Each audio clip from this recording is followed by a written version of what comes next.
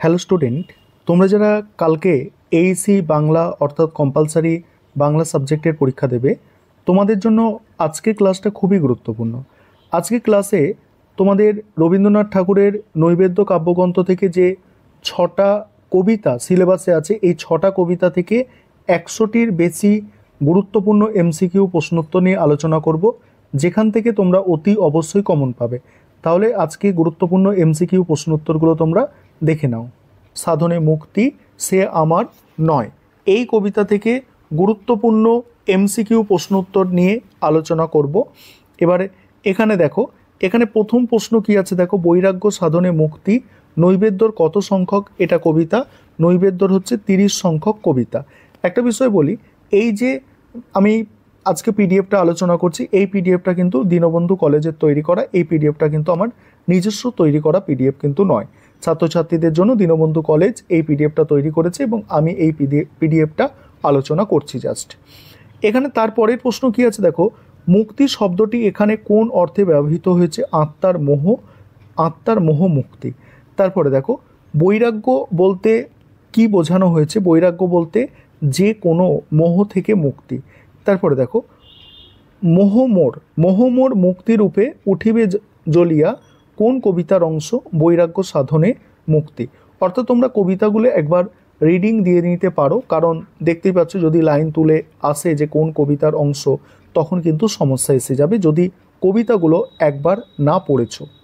তারপরে দেখো, বর্তিকা শব্দের অর্থ হচ্ছে শিখা।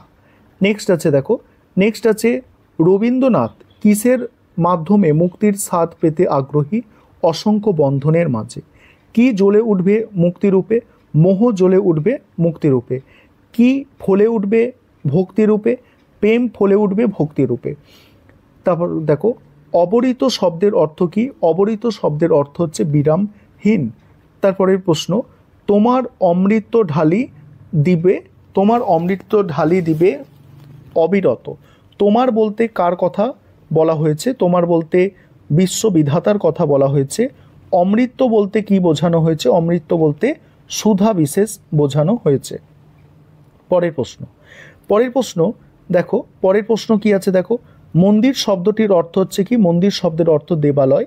তারপর ড্যাশ বর্তিকায় জ্বালায়ে তুলিবে আলো, শূন্যস্থান পূরণ করতে বলা হচ্ছে লক্ষ্য বর্তিকায়। তারপরে দেখো, রুদ্ধ শব্দের অর্থ হচ্ছে বদ্ধ। বৈরাগ্য সাধনে দেখো মুক্তি সে আমার নয়, এখানে ড্যাশটাই কী হবে? মুক্তি। অর্থাৎ তোমাদের কবিতাগুলো 1-2বার পড়ে রাখতে হবে, যাতে তোমরা অপশানগুলো দেখে চিনতে পারো যে এই ড্যাশের মধ্যে এরম ড্যাশ পূরণ দেবে, ড্যাশের মধ্যে কি আসবে। তারপর দেখো, যোগাসন বলতে কবি কি বুঝিয়েছেন? যোগাসন বলতে ধ্যান বুঝিয়েছেন। কবি অসংখ্য বন্ধনের মাঝে মহানন্দ হয়ে কি লাভ করবেন? মুক্তির স্বাদ লাভ করবেন।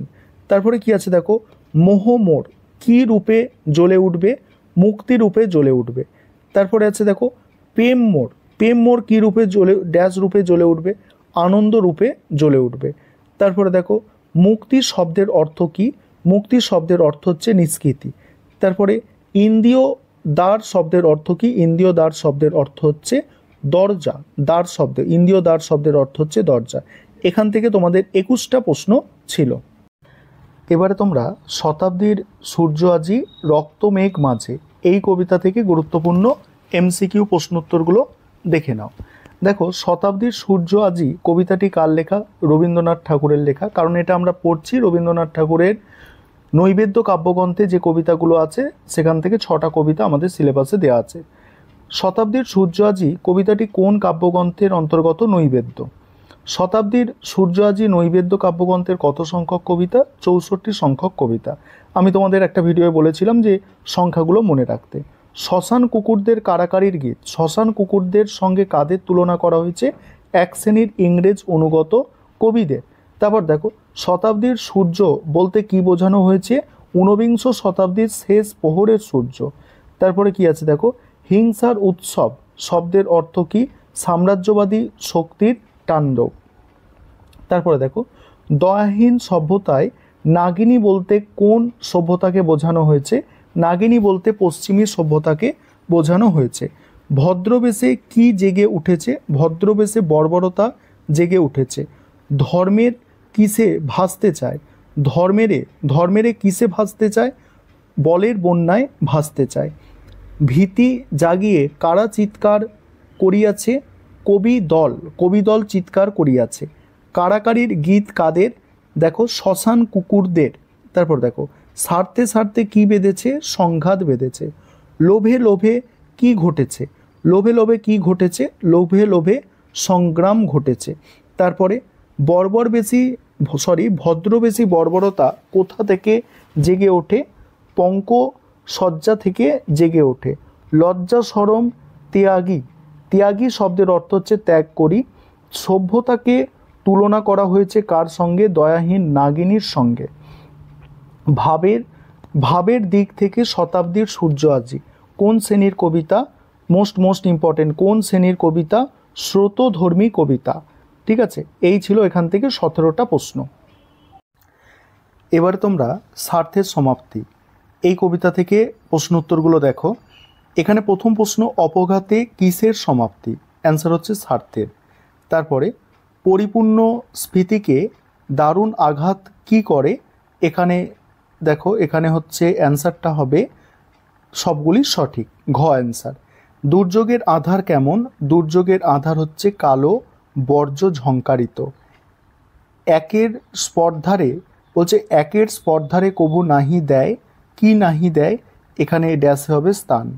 লোভের ক্ষুধা কেমন? লোভের ক্ষুধা হচ্ছে দেখো অনলের ন্যায়। লোভের ক্ষুধা কিসের সঙ্গে বৃদ্ধি পায়? লোভের ক্ষুধা হচ্ছে স্বার্থের পূর্ণতার সঙ্গে বৃদ্ধি পায়। নিজের খাদ্য অখাদ্য বিচার না করে কে সব কিছু জঠরে পুরিতে চায়? দেখো বিশ্ব ধরাতল সব কিছু জঠরে পুরিতে চায়। কে কাকে নির্দয় ও নির্লজ্জ করে তোলে? দেখো আহার ক্ষুধাকে। রুদ্রবাজে কিভাবে নেমে আসে? অ্যান্সারটা হচ্ছে গর্জন করে নেমে আসে। মৃত্যুর সন্ধানে কে ছুটে চলেছে? মৃত্যুর সন্ধানে জাতিপ্রেম কি বহন করে চলেছে? স্বার্থ তরি বহন করে চলেছে। জাতিপ্রেম কার দিকে ছুটে চলেছে? গুপ্ত পর্বতের দিকে ছুটে চলেছে। গর্জিয়া শব্দটির গদ্য রূপ কি?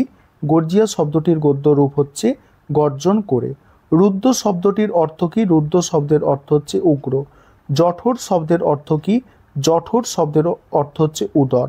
ঠিক আছে, এখানে তারপরের প্রশ্ন, আকস্মত বা পরিপূর্ণ স্ফীত মাঝে দারুণ আঘাত। এখানে স্ফীত বলতে কি বোঝানো হয়েছে? এখানে স্ফীত বলতে সমস্ত বিকল্পগুলি সঠিক, অর্থাৎ অপশান ঘ সঠিক অ্যান্সার। তারপরে দেখো এখানে 17 নম্বর প্রশ্ন, 18 নম্বর প্রশ্ন এবং 19 নম্বর প্রশ্ন পর্যন্ত এখানে মোস্ট ইম্পর্টেন্ট। এবং তারপরে দুটো কবিতা দেখে নাও, চিত্ত যেথা ভয়শূন্য আর শক্তি দম্ভ স্বার্থলোভ। এবারে তোমরা তোমার ন্যায়দণ্ড এই কবিতা থেকে গুরুত্বপূর্ণ এমসিকিউ প্রশ্ন উত্তরগুলো দেখে নাও। প্রথম প্রশ্ন, তোমার ন্যায়দণ্ড কবিতাটি কার লেখা? রবীন্দ্রনাথ ঠাকুরের লেখা। তোমার ন্যায়দণ্ড কবিতাটির কত সংখ্যক কবিতা? 70 সংখ্যক। তোমার ন্যায়দণ্ড কবিতাটির সুর কি? মোস্ট ইম্পর্টেন্ট প্রশ্ন এটা, প্রার্থনামূলক সুর। প্রত্যেকের করে বলতে কবি কি বুঝিয়েছেন? সকল মানুষের হাতে। রাজাধিরাজ বলতে কবি কাকে বুঝিয়েছেন? ভগবান বা ঈশ্বরকে বুঝিয়েছেন। দুরূহ শব্দের অর্থ কি? দুরূহ শব্দের অর্থ হচ্ছে কঠিন। তারপরে দেখো নামিয়া তোরে যেন শিরোধার্য করি, নামিয়া তোমারে যেন শিরোধার্য করি, কবি কি বুঝিয়েছেন? কঠোর দায়িত্ব পালনে ব্রতী হওয়া। ক্ষমা যেন দুর্বলতা, এখানে শূন্যস্থান পূরণ, ক্ষীণ দুর্বলতা। তারপরে দেখো ঝলি উঠে মানে কবি কি বলেছেন? ঝলসে ওঠে। তারপর দেখো খড় গসম বলতে কবি কি বুঝিয়েছেন? ধারালো খড়গের মতো। নেক্সট আছে দেখো, তব ঘৃণা যেন তারে তিন সমদহে। তব ঘৃণা বলতে কি বোঝানো হয়েছে? ভগবানের ঘৃণা। তোমার ইঙ্গিতে বলতে কবি কি বুঝিয়েছেন? ঈশ্বরের নির্দেশে। তোমার ড্যাশ লয়ে নিজ স্থান, শূন্যস্থান পূরণ করতে বলা হচ্ছে। তোমার বিচার রসনে। যেন রসনায় মম, রসনায় বলতে কি বোঝানো হয়েছে? জিহ্বায়। নেক্সট, তোমার ন্যায়দণ্ড ন্যায়দণ্ড কি? বিচারের প্রতীক। তোমার ন্যায়দণ্ড কবিতায় কবি কোন মনোভাব ব্যক্ত হয়েছে? অন্যায় ও অসত্যের বিরুদ্ধে কবির প্রতিবাদ। দিয়েছে শাসন ভার হে ড্যাশ শূন্যস্থান পূরণ করাতে বলা হয়েছে রাজাধিরাজ। তব ঘৃণা যেন দহে শূন্যস্থান পূরণ তিন সম দহে। শিরোধার্য শব্দের অর্থ কি? শিরোধার্য শব্দের অর্থ হচ্ছে দেখো মাথায় তুলে নেওয়া। তারপরে দেখো পরের প্রশ্ন, প্রত্যেকের পরে দিয়েছে শাসনভার। কার ওপরে শাসনভার দেওয়া হয়েছে? শ্রেষ্ঠ মানব সন্তানের ওপর। তব কার্যে নাহি ডরি কভু কাহে কোন কবিতার অংশ? তোমার ন্যায়দণ্ড। এবারে তোমরা দেখো চিত্তজেতা ভয়শূন্য এই কবিতা থেকে গুরুত্বপূর্ণ এমসিকিউ প্রশ্ন উত্তর। চিত্তজেতা ভয়শূন্য কত সংখ্যক কবিতা? 72। চিত্তজেতা ভয়শূন্য কবিতাটি রচয়িতা হচ্ছে রবীন্দ্রনাথ ঠাকুর। চিত্তজেতা ভয়শূন্য কোন কাব্যগ্রন্থ? নৈবেদ্য কাব্যগ্রন্থ থেকে। চিত্ত শব্দের অর্থ মন। শির শব্দের অর্থ কি? শির শব্দের অর্থ হচ্ছে মস্তক। তারপর দেখো দিবস সর্বরী শব্দের অর্থ কি? দিবস সর্বরী শব্দের অর্থ হচ্ছে দিন রাত্রি। বসুধারাকে বলতে কি বোঝানো হয়েছে? বসুধারাকে বলতে পৃথিবীকে বোঝানো হয়েছে। নির্বারিত শব্দের অর্থ কি? নির্বারিত শব্দের অর্থ যাকে নিবারণ করা যায় না। দিশে শব্দের অর্থ কি? দিকে দিকে। তারপরে দেখো কর্মধারা শব্দের অর্থ কি? কর্মপদ্ধতি। সহজ সাধী বলতে কি বোঝানো হয়েছে? হাজার রকমের। ঠিক আছে, হাজার রকমের। তারপরে দেখো চরিতার্থতায় শব্দের অর্থ কি? সার্থকতায়। তুচ্ছ শব্দের অর্থ সামান্য। শতধা শব্দের অর্থ কি? শতধা শব্দের অর্থ শতখণ্ডে খণ্ডিত করা। তুমি সর্বকর্ম চিন্তা আনন্দের নেতা। তুমি বলতে কাকে বলা হয়েছে? সম্বোধন করা হয়েছে বিশ্ববিধাতাকে সম্বোধন করা হয়েছে। চিত্তজেতা ভয়শূন্য উচ্চ জেথা অ্যান্সার হবে এখানে শির। তারপরে বসুধারে রাখে নাই ড্যাশ করি শূন্যস্থান পূরণ খণ্ড ক্ষুদ্র করি। তারপরে দেখো ভারতের সেই স্বর্গে কর জাগরিত। এখানে স্বর্গ বলতে বোঝানো হয়েছে কি? স্বর্গ বলতে ন্যায় সত্য সুন্দর প্রতিষ্ঠিত সমাজ পরিবেশ। তারপরে দেখো বিচারের স্রোতপথ গ্রাস করতে চায় আচরণের